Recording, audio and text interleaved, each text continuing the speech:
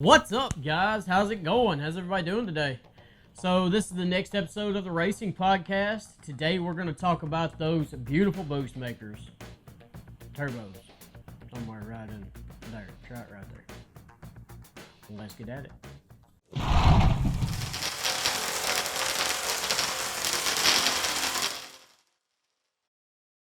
So, turbos. One of my favorite things in the world. God, I love them. Love them. Have 2 or 3 turbo cars myself, and yeah, they're a blast. They're so much fun. But how much do you guys actually know about them? That's my question. Yeah, everybody knows they make boost, make stuff go fast, whatever. So what I want to do today is go a little bit over the history of them. Maybe talk a little bit about like where they came from, how exactly they work, a few of the setups, and just what makes turbos so freaking awesome. Like this.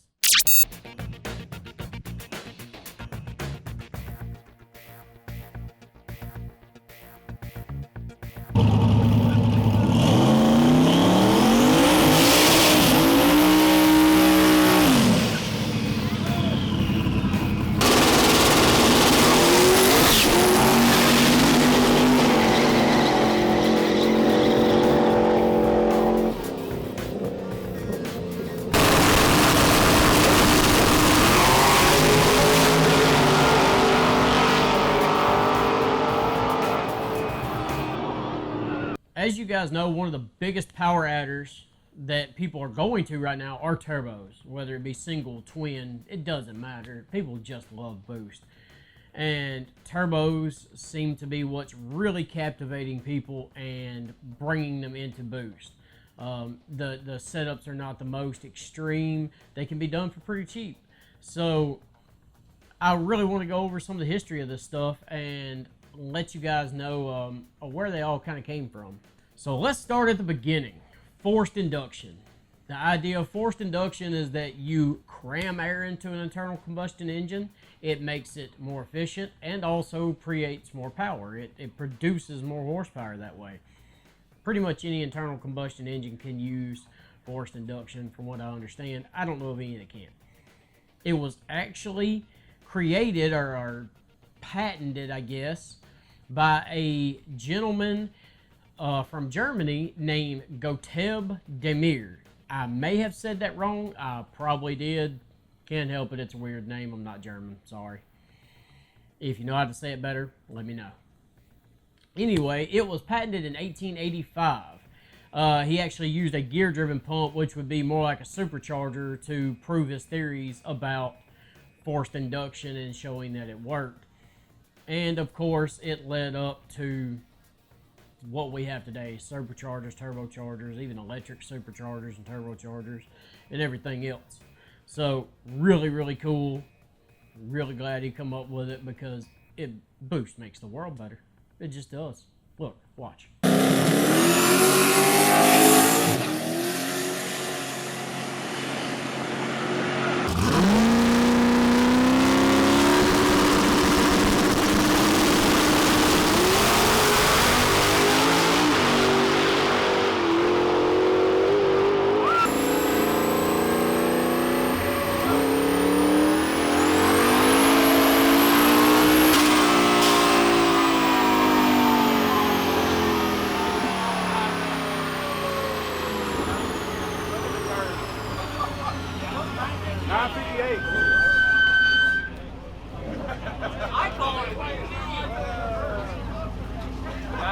So now on to the fun part of the day, talking about the turbos. The turbos didn't come around for a little while later, but somewhere right around 1905, a patent was issued to Alfred Bucci, and I probably said that wrong again. He was Swiss.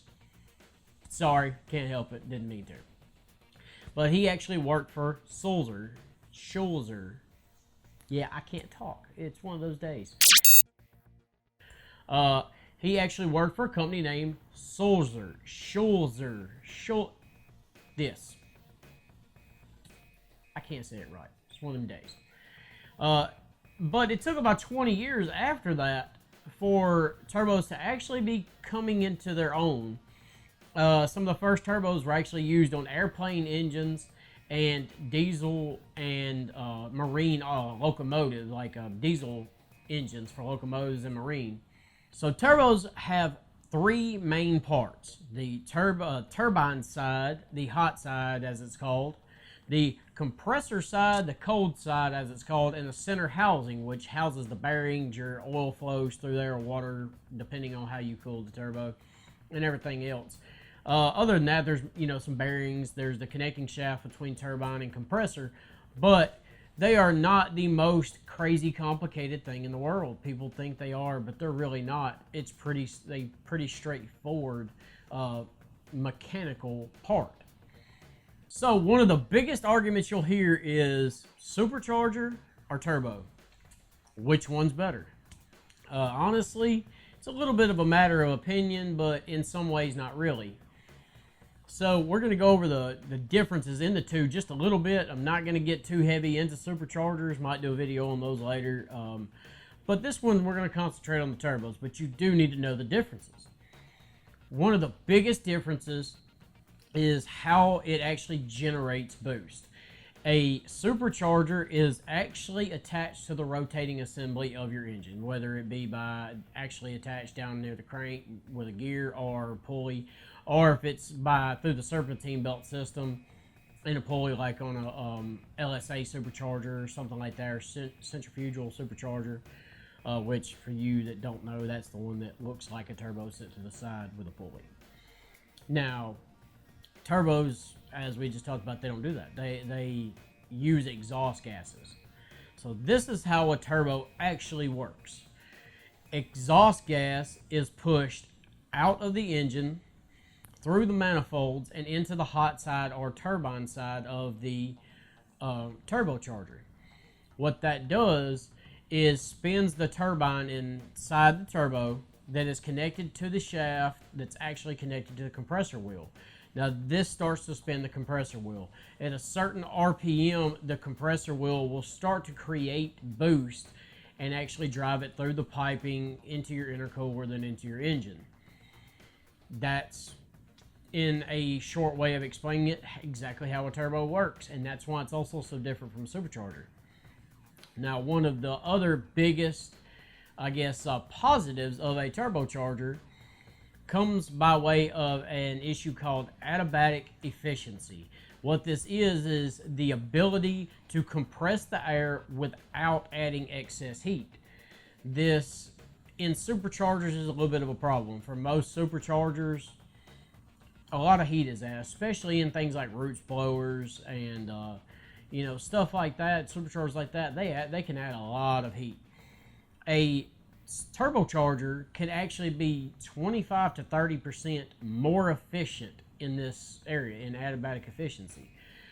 So you can actually get cooler air out of the turbocharger if your system is set up right. Where that helps the most is that cooler air compresses more. The more it compresses, the more air you can shove into a cylinder. The more air you get in a cylinder, the more fuel, the more bang, the more power, the more go fast.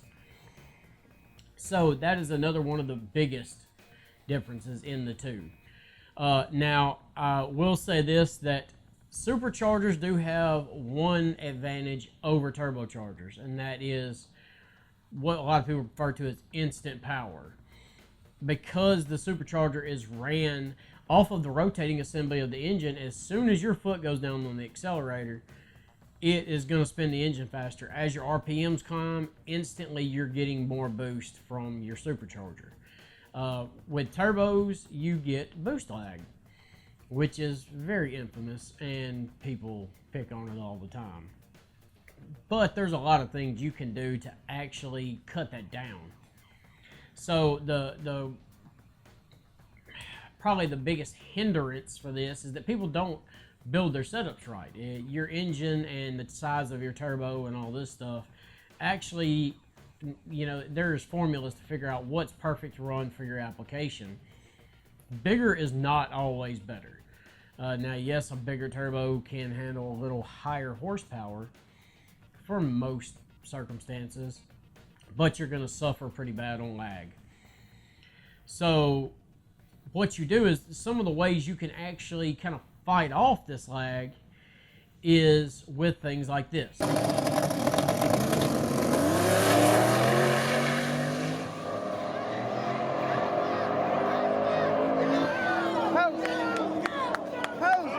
This is an anti-lag system. This is something, especially with drag racing, which we do a lot with the most on this channel. It helps a lot. That two-step, that is an anti-lag. That's the car sitting still and building boost at the line. That's why in my personal opinion, especially when it comes to drag racing, it's not as big of a deal for boosted vehicles to be turboed, because if you have a proper two-step and anti-lag setup, you're going to make boost off the line. There's not going to be much lag. The next thing you can do is alter the turbo itself, so you can go to what's known as ceramic, or I believe some companies even make titanium compressor wheels and turbine wheels. And what this does is lowers the rotational force inside the turbo. Lighter rotational assembly, faster spin. It's the laws of just everything in racing. Another way you can do this is also look at the AR of your turbo. Your AR is actually your aspect ratio. So if you were to cut the turbo in half this way and look at that dimension divided by the dimension from a cross section to the center of the compressor wheel, that is where you get your AR. AR can be really important because it will change up how fast it will spool up, how fast the compressed air is actually making it out of the cold side of the turbo and into your intercooler system. Now, there are a few other ways. One of the coolest ways that's come out here lately is e-boosting. E-boosting is really interesting because it uses kind of like a hybrid electronic supercharger and turbo setup. So what it does is it actually uses an electronic motor to spool the turbo or pre-spool the turbo before you hit your boost threshold, before you hit what you need. So there's really no lag there. There's no wait. It's almost instantaneous. There's also what are true hybrid electronic hybrid turbo setups. I don't care for these as much, but they're really cool. What they do is you actually have a cold side compressor that is an electric supercharger and a hot side turbine that is a electric generator. This generator produces the exact amount of voltage you need to run that supercharger. You also have a bank, sometimes maybe extra car battery or the car battery itself, that is charged to a certain extent, and when you depress the gas, instantly the electronic compressor wheel instantly goes to boost off of this stored charge, and then the generator from the hot side actually provides that cold side motor, electronic motor, with the voltage it needs to continue. It's a really cool setup. Just to me, it's a little too convoluted. It's really futuristic and awesome, and it does eliminate turbo lag, but in my opinion, you're not running a turbo at that point. You're just running an electric supercharger with an exhaust powered generator. Yeah, it would work. You don't get the drain of power like you do like with a supercharger.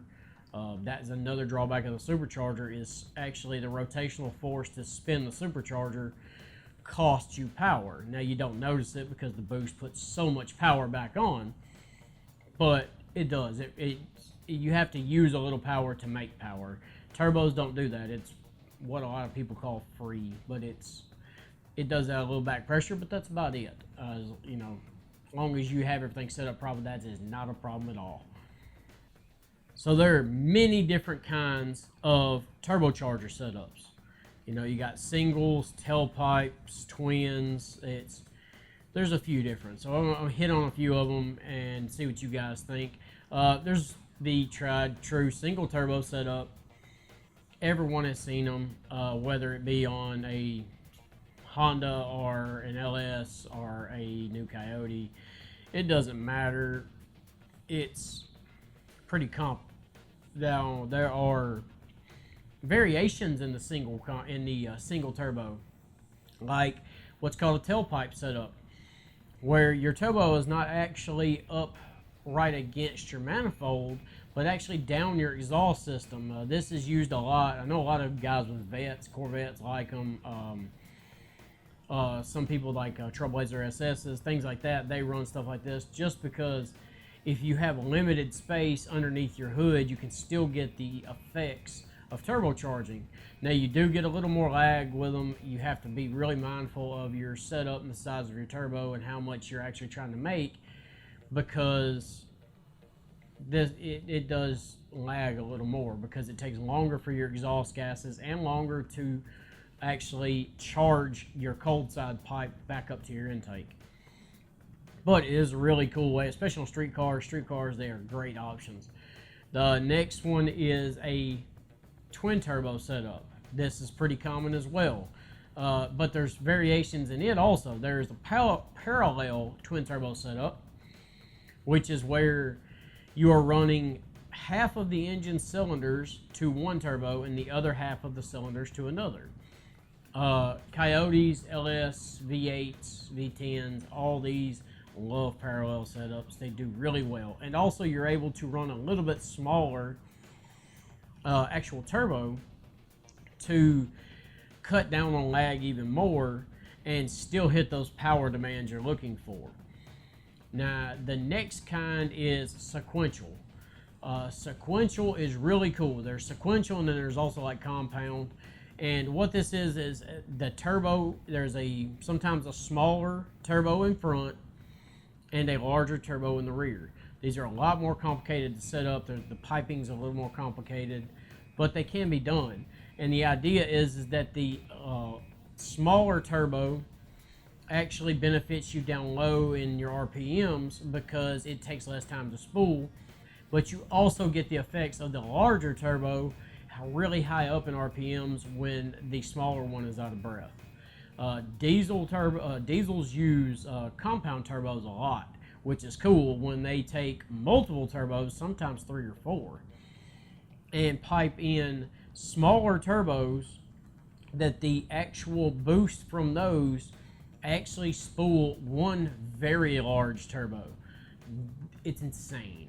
Some of these trucks run, 130 pounds of boost or some insane amount. It's crazy. But it's awesome. Now, one of the coolest ones to me, my favorite of all, is twin charging. Twin charging is where you actually get the best of both worlds, honestly. You actually run a supercharger and a turbocharger.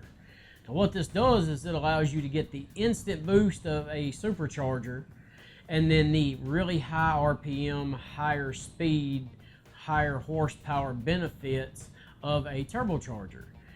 And this is a really, not only does it's amazing to hear and amazing to watch, but they just look so cool. They are some of the coolest looking boost setups. They look gnarly. One of the best parts about twin charging though is that you really have the best of both worlds. Now there's also other things that go along with turbocharging and supercharging, and it comes down to things like you can run methanol, which actually cools your intake temperatures and honestly steam cleans the inside of your engine because you're running water methanol, not just methanol. Water methanol will actually help a lot with getting rid of detonation, which is the pinnacle of we don't need that. Detonation is actually where you compress the air. As you compress air, it heats up. It doesn't matter what you do. But if you compress the air too much, as the piston comes up, the air actually gets so hot that even without a spark, it will detonate if the air-fuel ratio is not perfect. So what you do is you add water methanol into this mix. It sprays in kind of like nitrous in a super fine mist the water actually pretty much eliminates detonation, and the methanol actually bumps up the octane of whatever fuel you're using. Now what this does is higher octane fuel does not detonate as easy. So I know that sounds backwards, but it's the truth. Less fuel running a engine lean is where you get the most detonation. It will kill engines. It will burn through pistons, burn through cylinder walls. It causes a lot of bad stuff. Another cool thing that a lot of guys do is run nitrous with their turbo setups, or even supercharger setups. But you'll see a lot with turbo setups because nitrous actually increases exponentially the amount of exhaust gases that your engine produces almost instantaneously. Therefore, you can run a turbo setup that's a little oversized, or if you have a little bit of lag, putting a small shot of nitrous, when you hit that, it is instantly spooled. It is no wait time. What a lot of people don't know is that for around every 14 pounds of boost, the actual horsepower output of whatever nitrous amount you're spraying is almost doubled. I think it's somewhere around 70 or 80% compounded. So if you are actually running 100 shot and 14 pounds of boost, if you are still spraying nitrous while at 14 pounds of boost, that nitrous is actually acting as around 150 to 180 shot. Now, that's not always a bad thing. It's really cool, makes things go really, really fast, but it'll tear an engine up if you don't know that going into it. All this stuff comes down to tuners, though. When you have a good tuner, when you have somebody that can tune one right, it's amazing. A good friend of mine called Turbo Tommy is his nickname, but Tommy Blackard, he is an amazing LS turbo tuner. He has this truck here.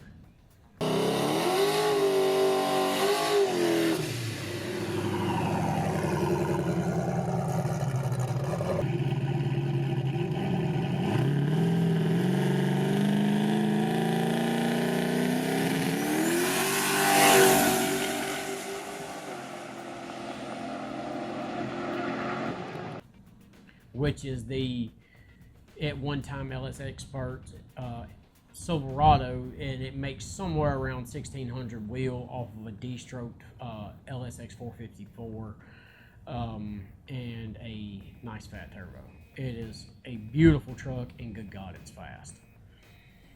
So when it's all said and done, though, turbos are an amazing power adder option. Absolutely love them. What do you guys think? What is your favorite? Do you like turbos or superchargers? I plan on eventually doing another video about superchargers, but we'll see how that goes. But what do you guys prefer? Do you have a turbo vehicle? Do you have one that you're going to build that you want to turbo? Do you have any questions about the turbo stuff? If I can't help, I can get a hold of some friends that can. That I can promise you. If you have one, drop in the comments. I want to hear it. I want to hear what you guys got, what you built, what you want to build, and what you guys think about turbo systems. I know some of the old school guys don't care as much about turbos because they still have this idea of displacement rules all. Well, turbos are changing that rule very quickly.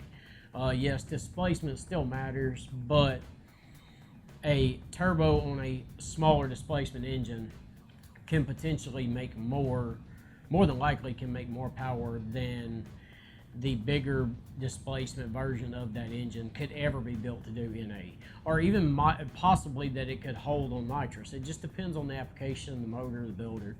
But what do you guys think? I know there's a lot of hot rodders out there. I love them. I've had a twin turbo BMW. I've even had a turbocharged import. They are so much fun. The feel of boost is unlike anything in this world, especially from a turbo. So hit me in the comments below. Let me know what you guys think. Let me know, what would you like to hear about next also.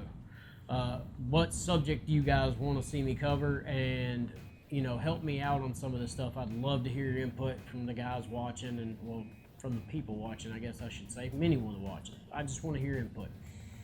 Also, make sure to hit that subscribe button and like the video if you have enjoyed kind of learning about this stuff. I love trying to talk to you guys and teach you guys what little bit of knowledge I kind of get.